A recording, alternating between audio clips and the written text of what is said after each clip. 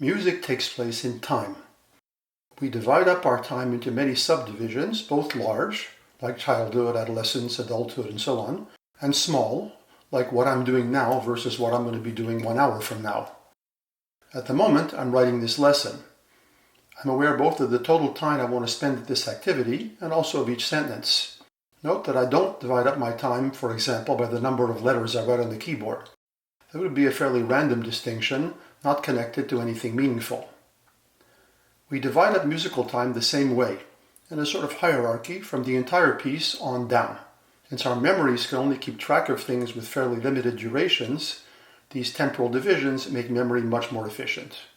To make music coherent and memorable, our minds subdivide it into meaningful units. This lets the music breathe. What are these units?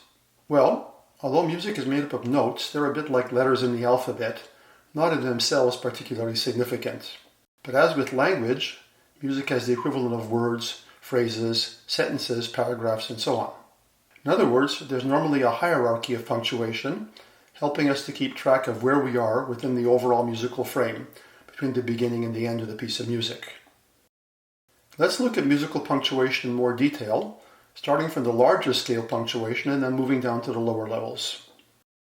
The single most important punctuation in a piece of music is obviously the ending. The end should always be a special moment. The composer can make it special in various ways. The ending is usually an extreme in the piece, for example, the loudest climax, the longest fade-out, the lowest register, the slowest tempo, etc. Some endings combine several of these things at once, but reaching an extreme by itself is not enough. Climaxes are, by definition, extremes of intensity. This brings us to a critical point about punctuation. It is always the result of various dimensions of the music working together. Imagine Beethoven's Fifth Symphony just stopping in midstream.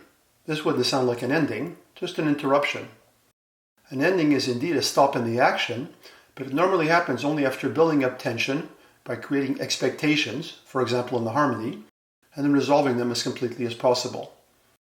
The ending should also provide some kind of rhythmic and metrical resolution, for example arriving on a strong beat and not, say, in the middle of a familiar motive. A composer who doesn't understand these points about endings will face the problem of the audience not being sure the piece is over, clapping or not clapping at the wrong place, and so on. Normally there should be no confusion over when the piece is over. If there is, it's the composer's failure. Here's an example of a very strong ending, the last bars of the first movement of Beethoven's Fifth Symphony. Here we see it in the piano reduction. First, we have a calm reminder of the quiet version of the main motive over a tonic pedal. But just sitting on the tonic doesn't really create strong expectations. So then Beethoven gives us a loud version of the eighth note motive, moving from 5 to 1. This is repeated several times, and then it becomes a simple alternation between the two chords, now without the eighth note motive. The leap of the fifth and the bass already creates a stronger sense of punctuation, but only when we move up in register does the leading tone at last resolve to the tonic in the top voice. This makes the progression sound even more final. Then, after a short pause, it's repeated, yet again, more slowly. When harmonic punctuation and rhythmic punctuation coincide, we speak of cadence. Because this movement has been so insistent in character, it needs very compelling punctuation to end convincingly. Hence the many repetitions and also the simplification of the rhythm. Schoenberg calls this liquidating the motive. The combination of very strong harmonic punctuation with rhythmic simplification, along with the loudest tutti orchestration, tells us that the movement is really over.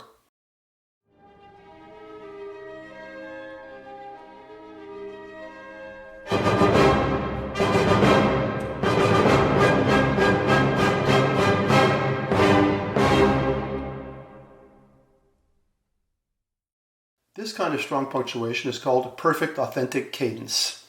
A perfect authentic cadence, sometimes abbreviated to PAC, is a significant resting point in the harmony and the rhythm where all the harmonic aspects seem final. It's a dominant to tonic progression with both chords in root position and where the last chord has the tonic in both the bass and the soprano. Here's another example of a perfect authentic cadence in a simpler context. This is the ending from Bhaskar AlMuntradich, mein schwacher Geist. Once again, the final cadence is simply a 5-1 in G major, and the last chord arrives with a complete rhythmic stop. In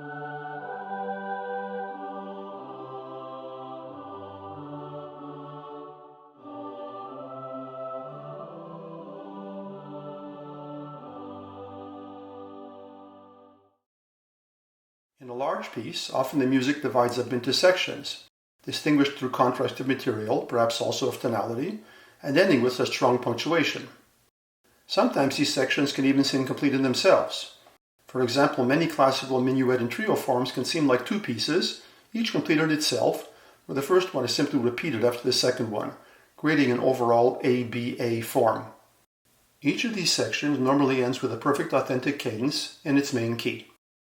Sometimes the middle section is in another key. Ending with a perfect authentic cadence in that key is a subtle way of showing the listener that is not really the end of the work. In fact, even a perfect authentic cadence in the main key can be made to sound less final. Here's an example from the first movement of Beethoven's 7th Symphony. In the last system, a perfect authentic cadence seems to arrive. But notice how the middle parts keep moving instead of just stopping. This creates new momentum in the form. When two phrases overlap like this, it's called elision.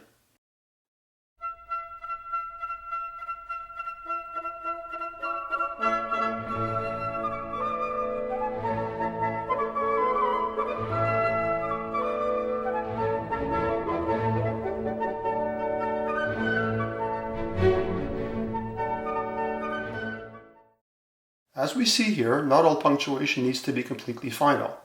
In fact, a structure made of only perfect authentic cadences would be heavy and monotonous. In our next lesson, we'll look at various other ways to mitigate punctuation, comparable to commas, semicolons, etc. in language.